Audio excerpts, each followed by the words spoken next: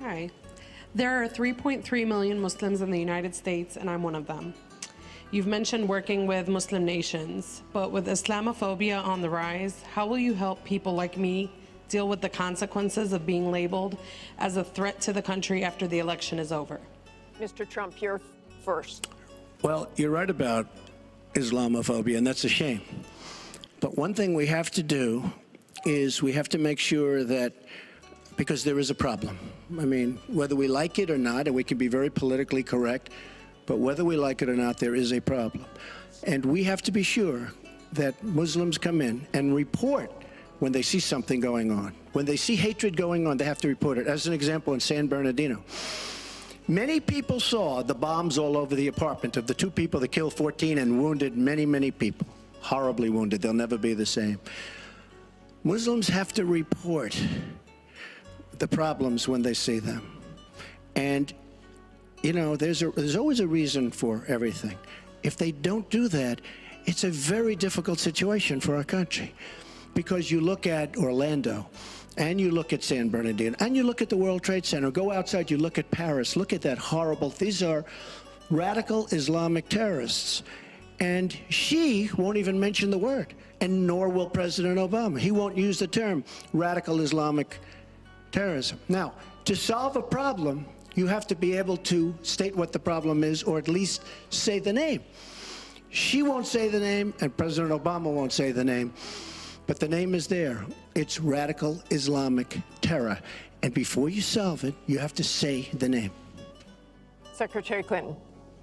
Well, thank you for asking your question. And I've heard this question from a lot of Muslim Americans across our country, because unfortunately, there's been a lot of very divisive, dark things said about Muslims. And even someone like Captain Khan, the young man who sacrificed himself defending our country in the United States Army, has been subject to attack by Donald. I want to say just a couple of things. First, we've had Muslims in America since George Washington. And we've had many successful Muslims. We just lost a particularly well-known one with Muhammad Ali. My vision of America is an America where everyone has a place. If you're willing to work hard, you do your part, you contribute to the community. That's what America is. That's what we want America to be for our children and our grandchildren. It's also very short-sighted and even dangerous to be engaging in the kind of demagogic rhetoric that Donald has about Muslims.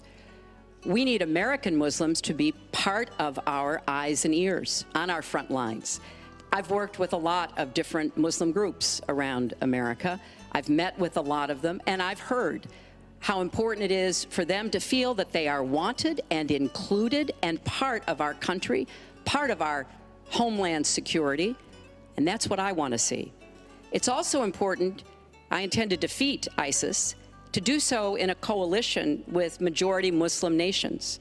Right now, a lot of those nations are hearing what Donald says and wondering, why should we cooperate with the Americans? And this is a gift to ISIS and the terrorists. Violent jihadist terrorists. We are not at war with Islam, and it is a mistake, and it plays into the hands of the terrorists to act as though we are. So I want a country where citizens like you and your family are just as welcome as anyone else. Thank you, Secretary Clinton. Mr. Trump, in December, you said this: Donald J. Trump is calling for a total and complete shutdown of Muslims entering the United States until our country's representatives can figure out what the hell is going on. We have no choice. We have no choice. Your running mate said this week that the Muslim ban is no longer your position. Is that correct? And if it is, was it a mistake to have a religious test? First of all, Captain Khan is an American hero. And if I were president at that time, he would be alive today, because unlike her, who voted for the war without knowing what she was doing, I would not have had our people in Iraq. Iraq was a disaster. So he would have been alive today.